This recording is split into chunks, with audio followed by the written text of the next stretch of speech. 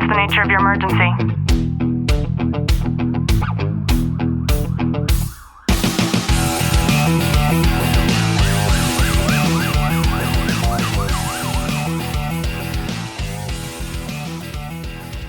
Welcome back to the Tactical Living Podcast. I'm your host, Ashley Wilton, joined by Sergeant Wilton. Clint, how are you? I'm excellent.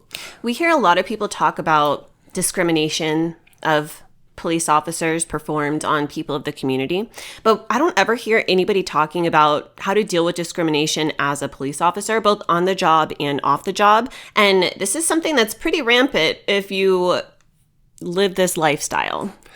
Yeah, I think it's something that we don't think about or talk about as often as we really should, because it happens. It happens no matter your race, creed, or color. Like, we have it internally within departments, and it's being able to not be so judgmental and discriminatory against your partners. Yeah, I think when you have the AOCs and the Kamala Harrises of the world, they do something to perpetuate this discrimination against law enforcement, creating this us versus them mentality, bailing out the George Floyd rioters, for example.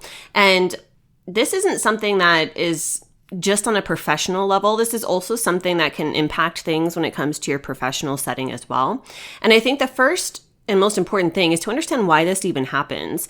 And I think that a lot of the anti-police narrative has been fueled by the media bias. We have political agendas, we have misinformation, and many people might judge a police officer based on headlines, their personal biases, their past experiences, but most of what I see is the perceived experience. And what I mean by that is I remember during the whole George Floyd thing, me putting out a post that said something along the lines of, I hope that you never know what it feels like to sit on the other end of a 911 call. Yeah, and I think with looking at the bigger picture of everything, like, we think of discrimination, we think of that as predominantly as a racial or sexist type definition, but you got to also include, like, there's these internal biases that you're going to have. It can affect promotions, getting into details. There's so much that I think it's overlooked all the time. Oh, you're not SWAT, or you are SWAT, so we're going to put you into this category. And there's internal biases when it comes into that kind of the realm of especially law enforcement. I don't see, like, and I'll just use my own department as an example. I don't see like, oh, he's black, we can't talk about that, or he's white, we can't talk about that, whatever it may be. But you do see a lot of, oh, well, he's never done XYZ, so he's not getting this position. Oh, so you mean you guys actually have a merit-based system? Yes. Imagine that. So I wanted to go over some of the more common examples of discrimination against police officers. And the first one, I think if you listen to this and you are a police officer, or you're in the sphere of influence of a police officer, you have seen this before. And that is being denied service or treated poorly at businesses. In particular, getting the sense that maybe I shouldn't consume the food that I'm about to be given.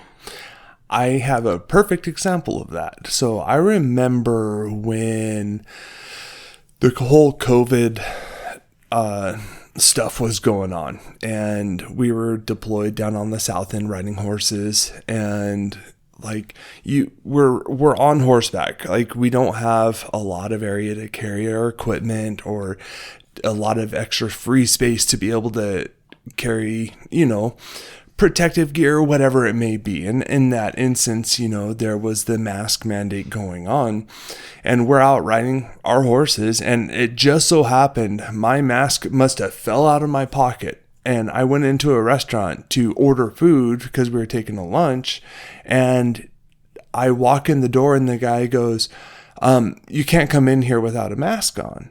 And I go, I lost my mask and I just want to get food real quick to go. And he goes, you're going to have to leave. And I said, okay, well, I'm leaving and I'm not coming back. And it just so happened it worked out because that business eventually closed and is no longer there. Yeah.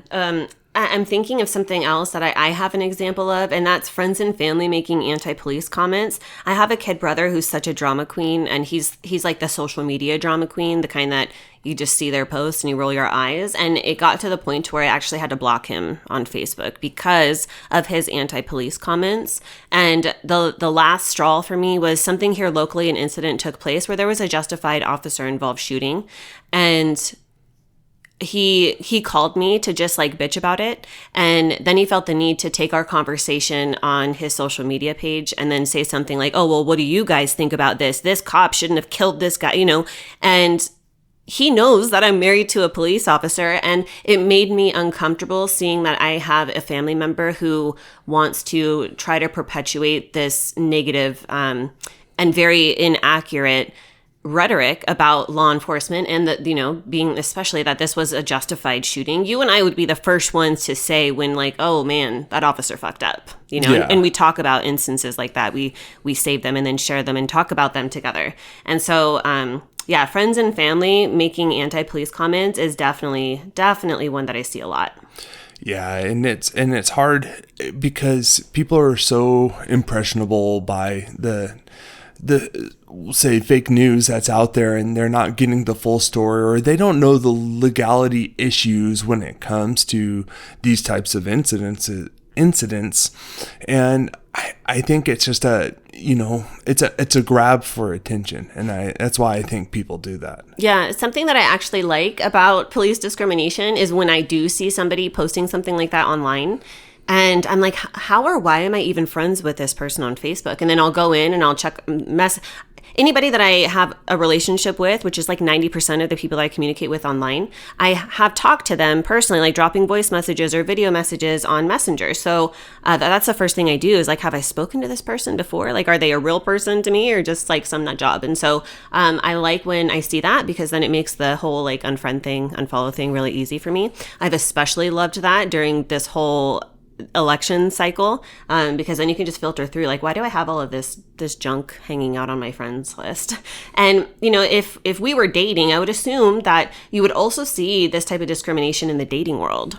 Oh yeah, absolutely. Like, I think there's so many biases that we have instilled in us, and these levels of discrimination that people, that's the biggest problem right now with people, is they can't make up their own mind on a factual basis. They're so influenced by outside sources that they don't know how to investigate and really actually look at a situation. Yeah, so there are some ways to rectify this. The first one, I think, is to stay professional and to be very choosy when it comes to choosing your battles.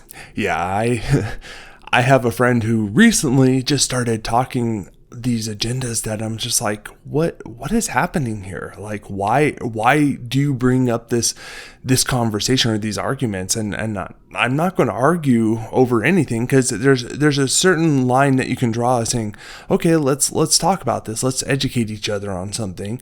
And there's a difference between that and just shouting over you so you can't even get a word in edgewise. Yeah, and I'm not saying that all leftists are discriminatory against the police, although my personal bias would say otherwise. However, I would say that it's the same example of me telling you that there's a difference between a liberal and a leftist. A liberal you can have an open dialogue with, whereas a leftist, it's just like you don't want to waste your breath. Like, they're so indoctrinated into their untrue beliefs. And when somebody believes in things that are not of reality, then you're really wasting your breath with certain battles. So it's just very important to make sure that you're choosy. And I think the most important thing too is to make sure that you're educating yourself, but don't argue. So in the same instance with your friend, like having the education and the knowledge, and that's what conservatives are so great about. I know I'm turning this into a political thing, but how could I not? Because that's what the political sphere has turned law enforcement into.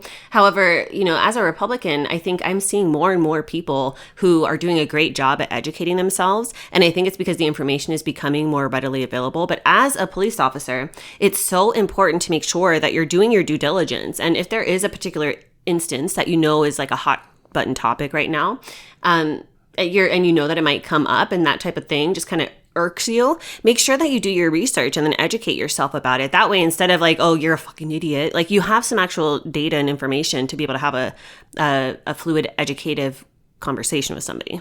Yeah, being able to, research different sources, don't just go off of your first one that you find, and being able to really analyze the entire situation, because there's going to be stuff that comes up that you don't necessarily agree with, and educate yourself if it's factual or not. And also be open-minded about it, right? Like there are some things that some people have said about law enforcement, and then my first instinct is to want to be defensive, but then a lot of times too, when people run their mouths, they aren't educated. So then I have to go the extra mile and did what they say have any kind of validity?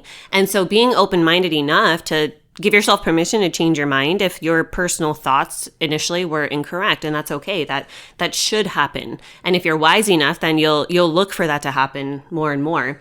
And I already talked about this, but setting boundaries both online and in your personal life, and then knowing when to walk away, and then when it's important to stand up. We saw the whole George Floyd thing and officers taking a knee, and that literally was the time that you should have stood up. And then finding a really strong support system. Yeah, having your support system in place, and it's not always people that will always align with everything and anything that you say or do, but to be able to have those conversations, to be able to share those shared thoughts with one another and talk about it.